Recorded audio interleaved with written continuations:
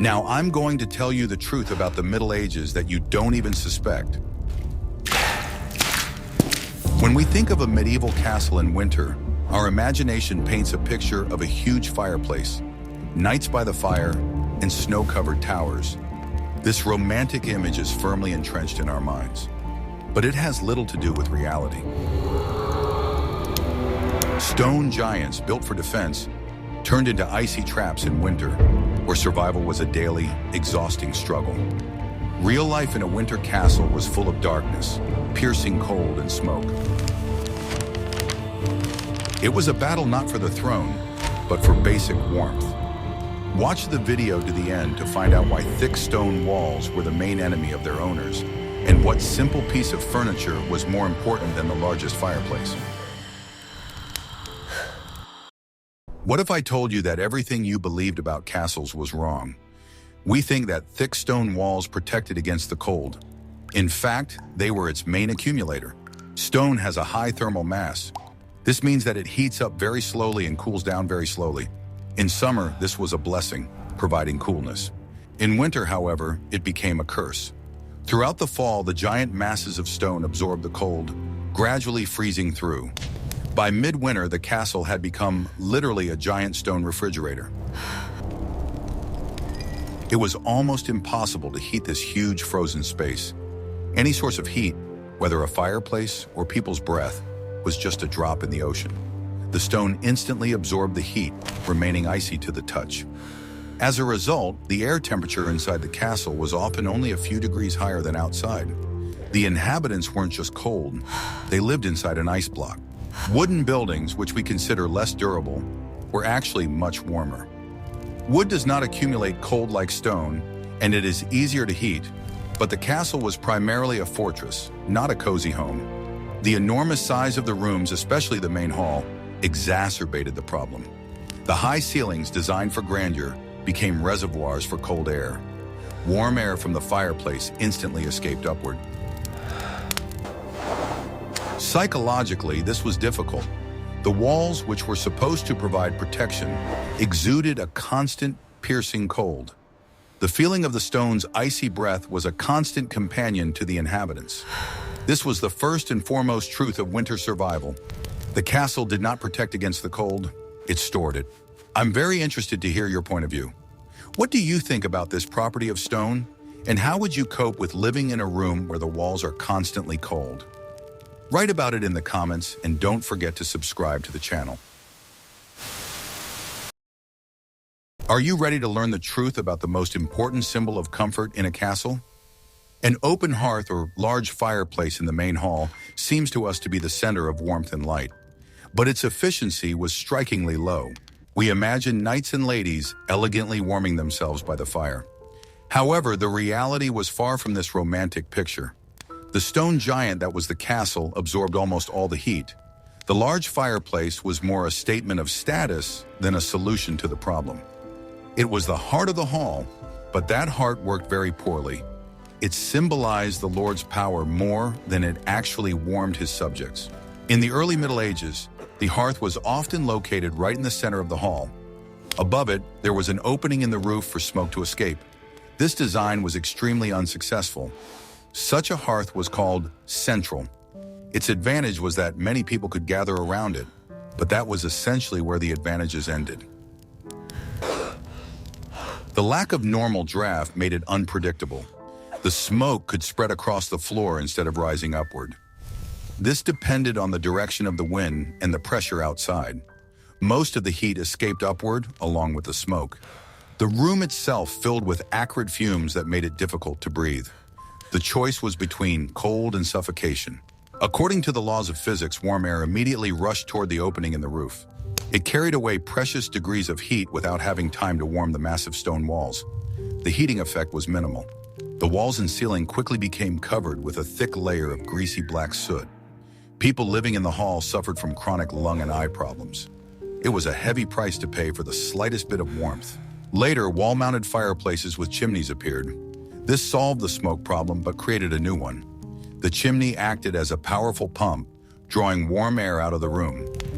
It was a big step forward in terms of hygiene and comfort. At last, it was possible to breathe in the hall. The smoke was deliberately directed outside through a stone pipe without filling the room. However, the engineers of the time did not take one thing into account. By creating a draft for the smoke, they also created a draft for all the air in the room. The fireplace began to function like a giant extractor fan, sucking out all the heat. Studies show that the efficiency of such a fireplace was negligible. It only provided heat in the immediate vicinity. People were literally roasting on one side and freezing on the other. The radiant heat from the fire spread only a couple of meters. Those who sat directly in front of the fire felt unbearable heat. But as soon as they took a few steps away, they were back in the freezing cold. This resulted in the famous roasted back and frozen nose effect. To keep warm evenly, people had to constantly turn toward the fire. This was inconvenient and very inefficient. A huge amount of firewood was required to maintain the fire. The preparation and delivery of fuel was a colossal logistical task. The forests around the castles were quickly cut down. The large fireplace in the main hall devoured entire trees in a single evening. To keep it burning around the clock, the work of dozens of woodcutters was required. It was hard and endless work. The forests around many large castles disappeared for miles. Firewood had to be brought from far away, along poor roads. This made fuel an expensive and strategically important resource, almost like food. The fire itself created a constant draft. Streams of icy air rushed into the hall through all the cracks in the doors and windows. The fireplace provided warmth, but it also attracted the cold. The stronger the fire burned, the more air it required for combustion. It sucked this air from inside the hall, and the warm air that left was immediately replaced by new, cold air from the street. It penetrated through poorly fitted window frames and cracks under massive doors. It was a vicious circle. The more you heated, the stronger the draft from all the cracks, and the icy draft pulled at your feet. Only the Lord and his family had the privilege of sitting by the fire. The rest of the hall's inhabitants could only count on the faint reflected heat. The hierarchy was observed even in the distribution of heat. The Lord's seat and table were usually located closest to the fireplace. This was not only honorable, but also vital. They received almost all the heat that the fire gave off. Ordinary soldiers, servants, and guests sat further away, in the cold part of the hall. They could only watch the flames from afar. Social status directly determined whether you would freeze that night or not. Sparks flying out of the fireplace were a constant threat. In castles where there were many wooden structures and straw on the floor, there was always a risk of fire. Fire control was strict. The floor in the hall was often covered with straw or reeds. This was done for warmth and to absorb dirt. This dry bedding could catch fire from a single spark. Buckets of water or sand were always kept near the fireplace. At night, a special guard was assigned. He made sure that smoldering coals did not cause a disaster while everyone was asleep. Thus, the fireplace was more of a social and symbolic center than an effective heating device. It provided light and the ability to cook food, but it could not overcome the stone coldness of the castle. It was a gathering place where the Lord held court and received guests. The bright fire inspired respect and demonstrated the owner's wealth. It was a stage for demonstrating power. The winter will be long. A whole ox could be roasted on a large fire. This was important for lavish feasts. But as soon as the feast was over and the fire died down, the hall turned back into an icy stone sack. The fireplace was necessary, but it was not a panacea. What do you think was worse, constant cold or acrid smoke indoors? This eternal choice between suffocation and frostbite was a reality for the people of that time, and no fireplace could truly solve this dilemma. But what if I told you that the main battle against the cold was not fought by the fire, but in the bedroom, and involved an entire architectural structure? I will reveal the most closely guarded secret of medieval sleep. When the entire castle was freezing through, becoming an icy tomb, there was one place of refuge. The only real shelter from the piercing cold was the bed. But it was not the bed we imagine today. It was an entire architectural structure, a real room in miniature. It was designed specifically for survival in conditions where the temperature inside could drop to almost zero. This piece of furniture was the key to staying alive on cold winter nights. Without it, sleep would have turned into a painful struggle for survival. Let's take a look at how it was constructed. We are talking about the famous canopy bed. In those days, this design was not an element of luxury or decor, but a harsh necessity of life. Only the wealthiest could afford such complex furniture. Outwardly, it was a massive wooden frame, often made of heavy oak. This frame had 4 tall posts at the corners. At the top, these posts were connected by crossbars and covered with a solid wooden roof. But the main element was, of course, the curtains. On all 4 sides, the bed was draped with heavy, thick curtains. It was these curtains that transformed the sleeping area into an isolated space. During the day, when there was some activity in the room, and perhaps a fire burning, the curtains remained open. The bed was used simply as a place to sit or rest, but with the onset of night, everything changed.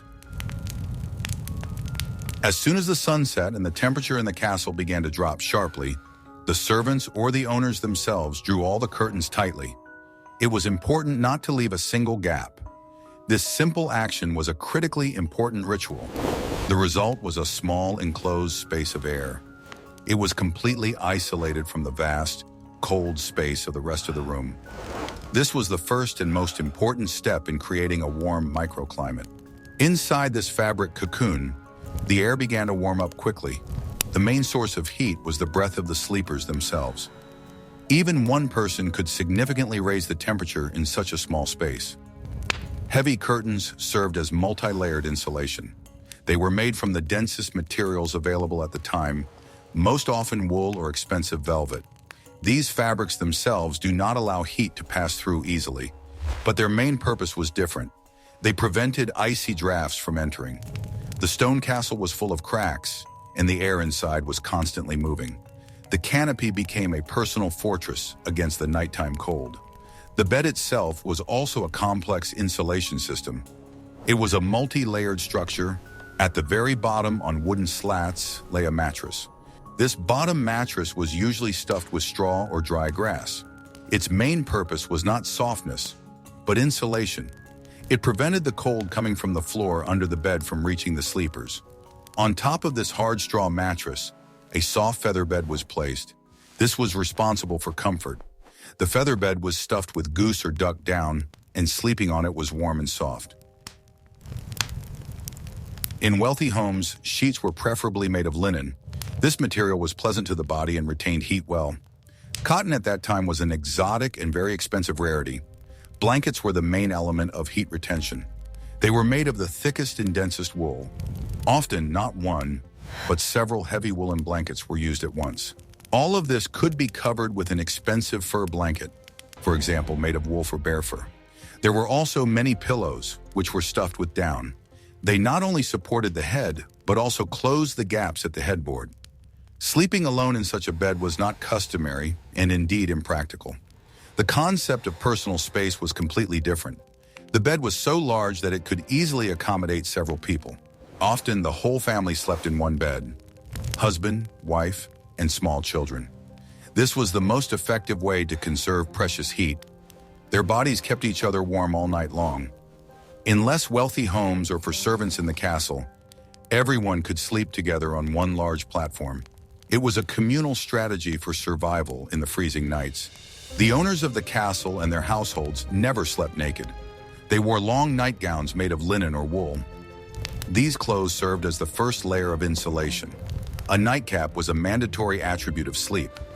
This headdress seems funny to us, but it served a critically important function. A huge amount of body heat escapes through an uncovered head. The cap, often made of thick fabric, helped to retain this heat. It protected the head and ears from the cold air that could penetrate even inside the canopy.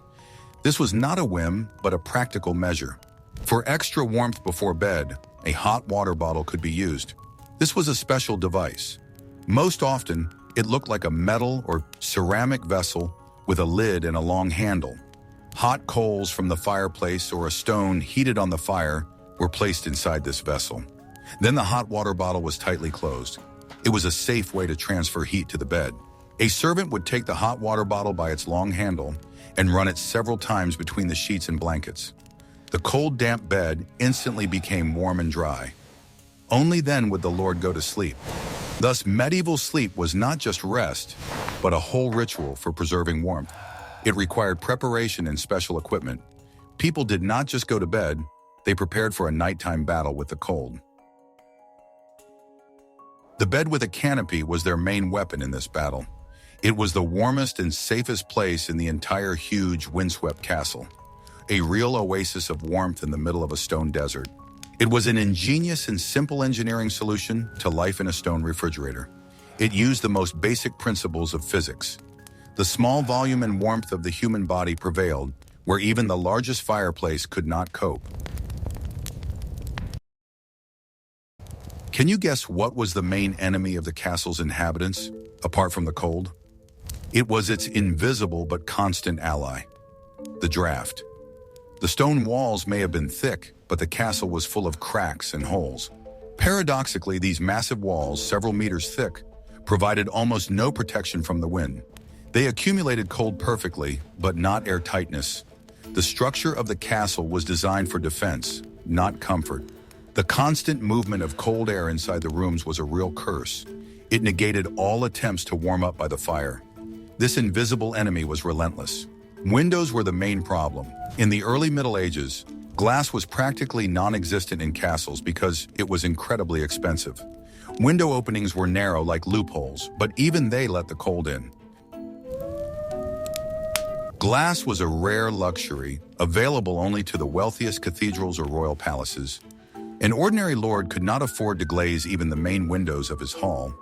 The openings remained open holes in the wall. Their narrow shape was dictated primarily by considerations of defense. It was difficult to shoot an arrow or crossbow through a narrow slit. But for the icy wind, such a slit was a wide road. At night and in bad weather, the windows were closed with wooden shutters. However, the shutters never fit tightly. The icy wind found its way through the gaps. These shutters were thick and heavy, and they were closed with massive bolts. But medieval carpenters did not have the tools to create perfectly flat surfaces. Over time, the wood warped and dried out. As a result, there were always gaps between the shutters and the uneven stone openings. The wind howled through them.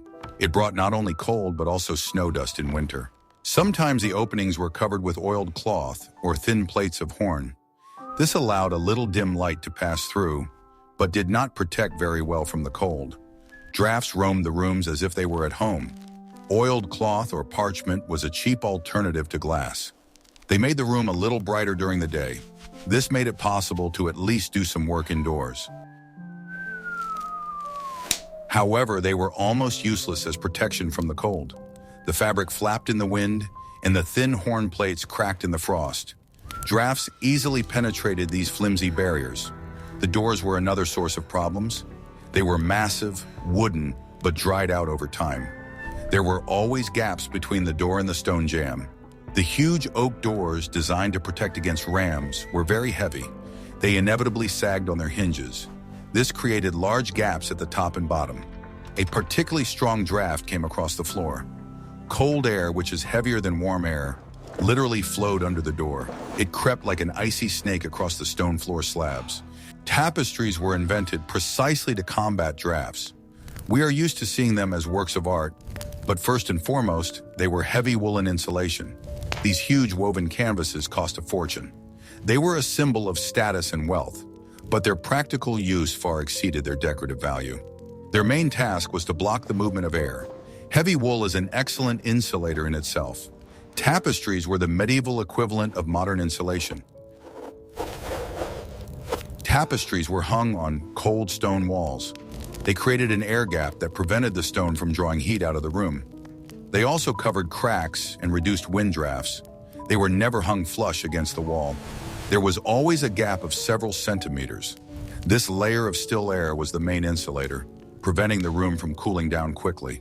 In addition, heavy tapestries were hung over doorways. They served as an additional barrier that caught drafts coming from the corridors. It was a simple but very effective solution. The floors in castles were stone and icy. To keep warm in some way, they were covered with a thick layer of straw or dry grass.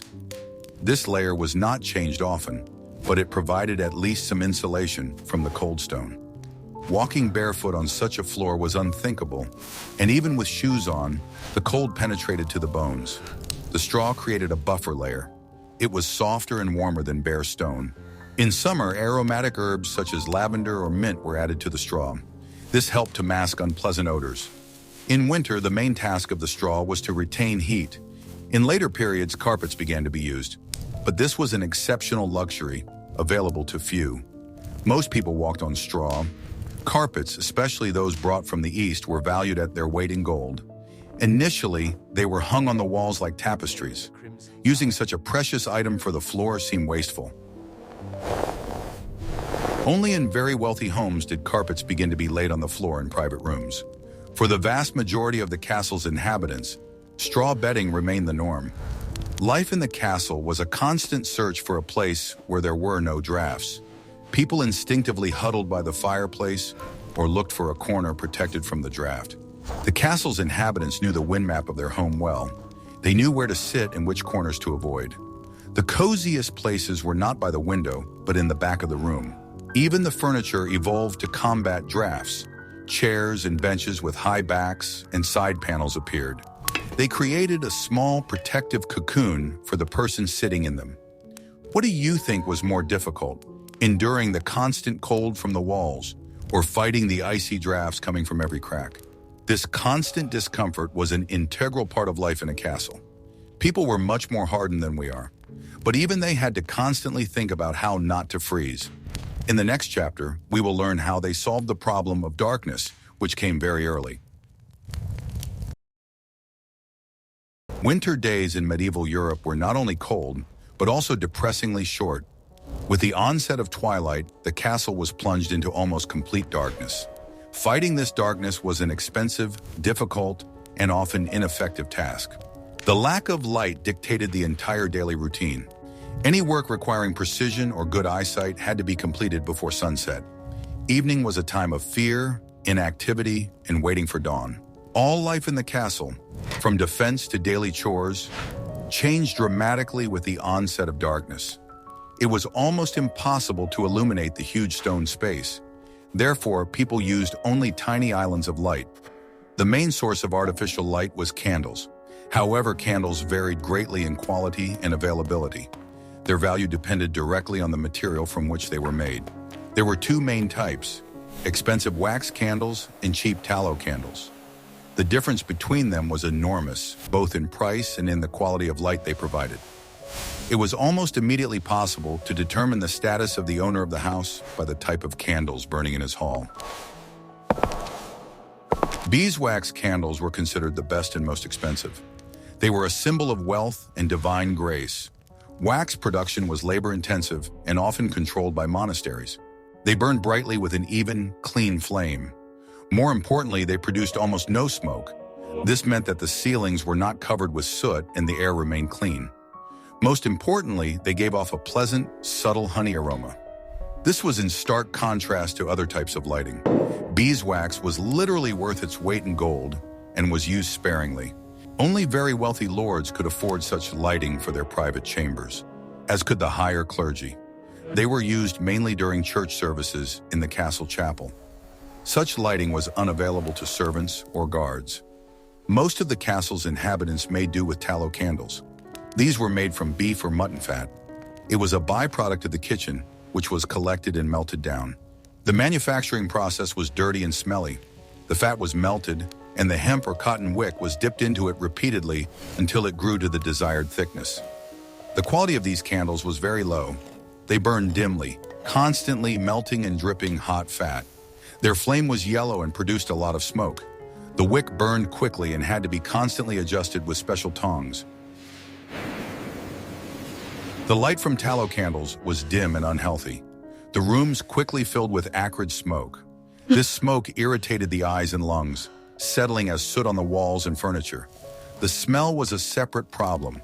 Instead of the aroma of honey, the room was filled with the disgusting stench of rancid, burning fat. But it was still better than sitting in complete darkness. One had to choose between the suffocating smell and absolute darkness. Most, of course, put up with the smoke. Several such candles could barely illuminate a small corner of the room. An even cheaper option was bowl lamps. These were the most primitive lighting devices. They were simple bowls made of clay, stone, or rough metal. Any available fat was poured into this bowl. It could be fish oil, low-quality vegetable oil, or simply kitchen scraps.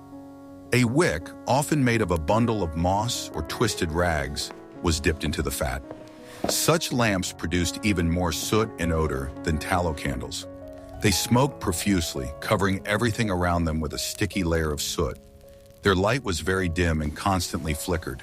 In addition, they were extremely fire hazardous. An open bowl of burning fat was easy to knock over. Considering that floors were often covered with straw, this posed a constant threat. In some regions, so-called rash lights or splinters were used. For servants and in the poorest dwellings, this was the main source of light. A splint was simply a thin, long piece of dry wood. Another option, the rash light, was a little more complicated. These were dried stalks of reeds or other marsh plants. Their cores were carefully soaked in any melted fat that could be found. These fat-soaked stems were inserted into special metal holders or clamps. This holder allowed the splint to be tilted at an angle. This was important so that the dripping fat would not extinguish the flame. They gave off a very dim, flickering light. It was enough to barely make out the face of the person you were talking to, but nothing more. Reading or doing needlework in such light was out of the question. The main drawback was their short lifespan. One such splint burned out in just 10-15 minutes. Someone, most often a child, had to be nearby at all times to constantly replace the burnt-out ones. Due to the high cost and inconvenience of any lighting, life in the castle came to a standstill at sunset. The working day depended entirely on daylight hours. In winter, it was painfully short. People had dinner very early, often at dusk. After dinner, most of the castle's inhabitants went to bed almost immediately. There was nothing to do in the dark and cold. The long winter nights dragged on in darkness and cold. People spent 10-12 hours in their beds. It was the only warm and safe place. Artificial light was a real luxury. It was not wasted. Every candle and every bowl of fat was carefully preserved and used only when absolutely necessary. Most of the time, people spent their time in semi-darkness. The only more or less constant source of light was the glow from the fire in the large fireplace. But even that barely dispelled the darkness in the huge hall. This constant exposure to darkness or dim light had a strong impact on daily life and mood. It made the long winters even more difficult and oppressive. People lived from dawn to dusk, and night was a time of blindness and cold. Are you ready for the shocking truth about medieval fashion? What we see in portraits was often not so much fashion as a functional necessity. Winter clothing was the main line of defense against the cold. The key principle was layering. No one wore a single thick layer. Clothing was a set of several layers that created air pockets. The first layer, worn directly on the body, was linen underwear. Linen absorbed moisture well. This was important to keep the body dry. One or more tunics or dresses were worn over the linen underwear. These layers were made of wool. Wool was the main insulating material of the Middle Ages. Wool has the unique property of retaining heat even when wet. It was durable, affordable, and very warm. The quality of wool, of course, varied greatly.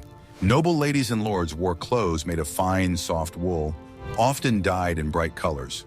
They could also afford luxurious outer dresses lined with fur. These were the warmest clothes. Simple servants and warriors wore coarse, undyed wool. But the principle of layering remained the same. They also had woolen cloaks or capes. Headwear was an important part of the wardrobe. In the cold rooms of the castle, everyone, including women, wore bonnets, hoods, or scarves. This helped to keep warm. They wore woolen stockings on their feet, which were tied to their belts. Their shoes were simple and made of leather. Straw could be placed inside the shoes for extra warmth. All of these clothes were heavy and bulky. It was not easy to move around in several layers of wool, but it was the only alternative to constantly feeling cold. What would you choose?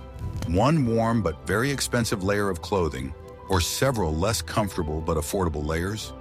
In the next chapter, we will talk about what they ate during those long, cold months. Survival in winter depended not only on warmth, but also on food supplies. In winter, there were practically no fresh products.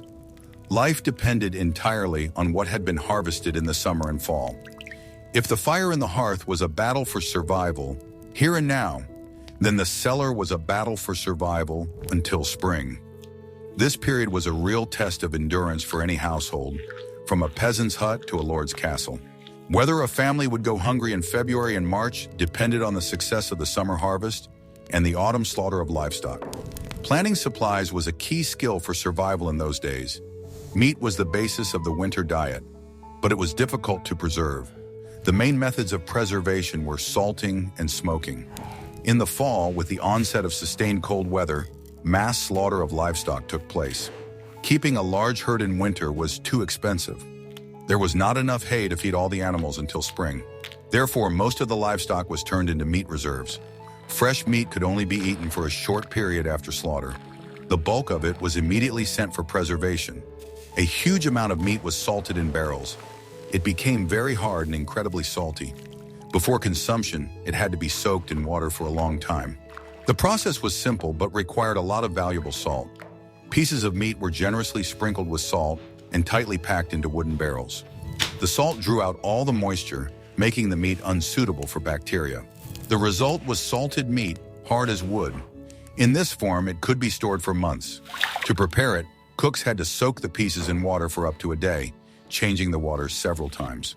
Smoking was another popular method. The meat was smoked in special chimneys or smokehouses. This gave it a specific taste and allowed it to be stored longer. Often, the meat was lightly salted before smoking. Then it was hung in the smoke from smoldering sawdust or wood chips. This process could take several days or even weeks. The smoke not only preserved the meat, but also protected it from insects. In addition, smoked ham or bacon was much tastier than salted meat. It was a more delicate method of preparation. Fish was also salted and dried. Dried and salted fish was an important source of protein, especially in those days when meat consumption was limited. In regions near the sea, lakes or large rivers, fish was preserved on an industrial scale. It was gutted, covered with salt in barrels or hung on special racks. There it dried in the wind and sun. The church calendar prescribed many days of fasting when meat was forbidden. On these days, salted or dried fish became the main source of protein for everyone. Fresh vegetables and fruits disappeared with the first frosts. Only root vegetables survived. Turnips, carrots, and parsnips were stored in cold but dry cellars. Summer greens, berries, and juicy fruits were only a dream in winter. Apples and pears could last for some time, but by midwinter, they were gone. Root vegetables, which could be stored for a very long time, saved the day. They were carefully placed in cellars, often sprinkled with dry sand. This protected them from rotting and helped to preserve their relative freshness. Cabbage was fermented. Sauerkraut was an important product that could be stored all winter. It was also one of the few sources of vitamins.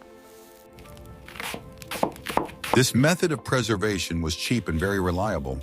The cabbage was finely chopped, rubbed with salt, and placed in barrels under pressure. The fermentation process began, which preserved the product. In a world without citrus fruits, it was sauerkraut that saved people from scurvy. It provided the body with the necessary vitamin C during the darkest and hungriest months. Grain was the basis of everything. Bread was baked from wheat, rye, or barley. The bread was coarse, dense, and made up most of the calories. Grain stores were the most important part of the castle after the armory. If the grain reserves were running low, it meant inevitable famine. Grain was guarded like the apple of one's eye. Bread was baked in large ovens, often once every few days. It was dense, heavy, and made from coarsely ground flour. Bread provided the main source of energy for life and hard work. Grains were also used to make porridge and soups. Hot soup, often with the addition of salted meat or root vegetables, was the main hot meal of the day. It was filling and warming. Oats, barley, millet, all of these went into the pot. Porridge or thick soup, called pottage, was often cooked on the hearth all day long. New ingredients were simply added as needed. Such hot, thick, and fatty food was ideal for cold weather.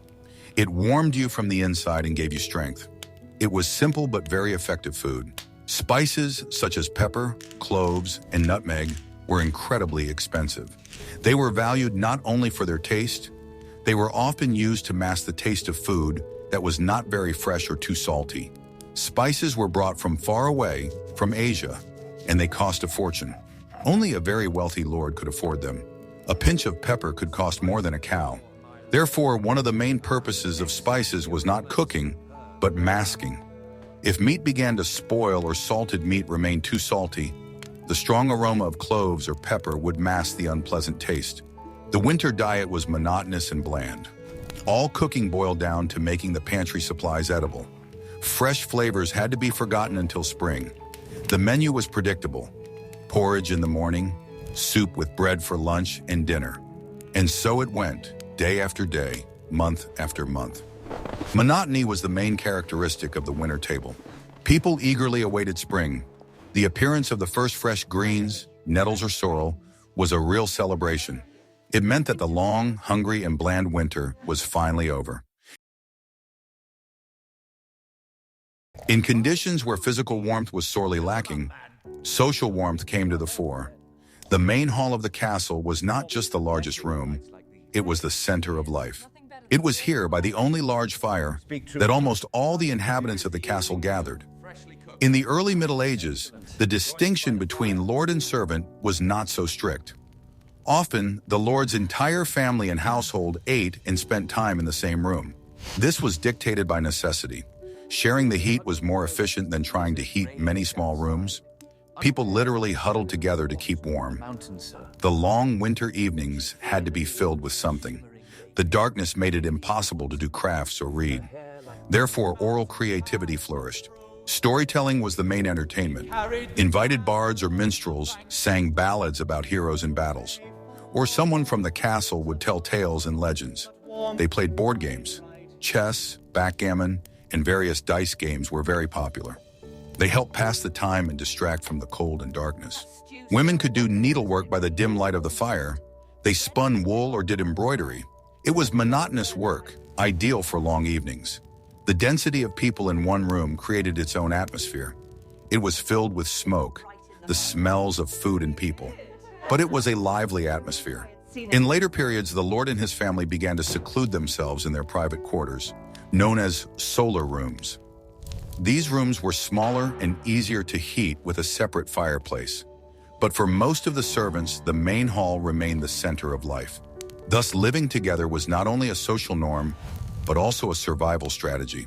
People shared not only food, but also the warmth of their bodies. It was a collective resistance to winter. To ice in the freezing air. Water was as important for survival as food and warmth. But in winter, access to it became a serious problem.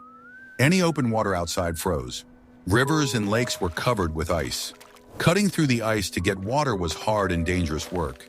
In addition, the castle could be located on a hill, far from the river. The outer moats around the castle also froze. This, incidentally, was also a problem for defense, but they were still unusable for domestic needs. Therefore, a key element of any castle was a well. A good castle had to have a reliable source of water within its walls. This was a matter of survival not only during a siege, but also every winter. The well was usually located in the center of the inner courtyard. Sometimes in more sophisticated fortresses, the well was located inside the main tower, the donjon. This was the safest place. The water in a deep well, coming from underground, did not freeze. It had a constant temperature. It was the only reliable source of fresh water. However, obtaining this water was hard work. Buckets had to be lifted from a great depth. This was done by servants, and it was their daily, monotonous duty. The water was carried to the kitchen for cooking. It was carried to the chambers for washing. They tried to conserve water. Washing in winter was a big problem. Heating enough water for a bath was quite an event. It required a huge amount of firewood and time. Therefore, full baths were very rare. Mostly, people just washed their faces and hands. The cold and the difficulty of obtaining water made hygiene very difficult. Access to water within the walls was a strategic advantage. It solved one of the main problems of winter survival. Without this well, life in the castle would have come to a standstill. Although winter was harsh for all the inhabitants of the castle, the cold was not democratic. How a person experienced winter depended directly on their place in the social hierarchy. Survival was a matter of status. At the top were the lord and his family. They lived in the solar, private quarters that were often located above the main hall. It was one of the warmest places, as the heat from the hall rose upward. Their rooms had their own smaller fireplaces. It was easier to heat a small room than a huge hall. They had the best beds with the thickest curtains and feather beds. They wore clothes made of the finest wool, often lined with fur. They ate the best food with lots of spices. They had access to wax candles. Just below them were important guests, knights, and high-ranking officials. They might have had separate rooms, but often slept in a common dormitory. Their clothes and food were simpler, but still better than those of the others. At the bottom of the hierarchy were the ordinary servants, grooms, and garrison soldiers. Their lives were the harshest. They slept where they worked or in shared barracks. Many servants slept on the floor of the main hall when the fire in the fireplace had died down. They lay down on straw, covering themselves with their cloaks. Their only source of warmth was themselves and their proximity to other people. Their clothes were made of the coarsest wool. Their food was simple porridge and bread. There was no question of personal space or comfort. Their job was to ensure the Lord's comfort. They carried wood for the fireplaces. They carried ice-cold water from the well. Thus, the castle in winter was a clear pyramid. At the top, it was relatively warm and light. At the bottom, there was cold, darkness, and hard work. Everyone knew their place, and that place determined how harsh the winter would be for them. Everyone fought the cold, but the weapons in this battle were different. We can see that the reality of medieval winter in a castle was far from the fairy tale images. It was not romantic, but a harsh test of endurance. Cold stone, constant drafts, smoke, darkness, and monotonous food. This was the true face of that era. Ingenious solutions, such as beds with canopies or the use of tapestries, were not a whim, but a necessity of life. The entire structure of everyday life was subordinated to one goal: to preserve precious heat. This daily struggle shaped not only the habits, but also the very character of medieval man. What other topics related to survival would you like to see on our channel? Perhaps you are interested in life on polar expeditions or survival in the desert? Share your ideas in the comments, and we will definitely consider them. Thanks for watching. Don't forget to subscribe to the channel so you don't miss out on new explorations of the past.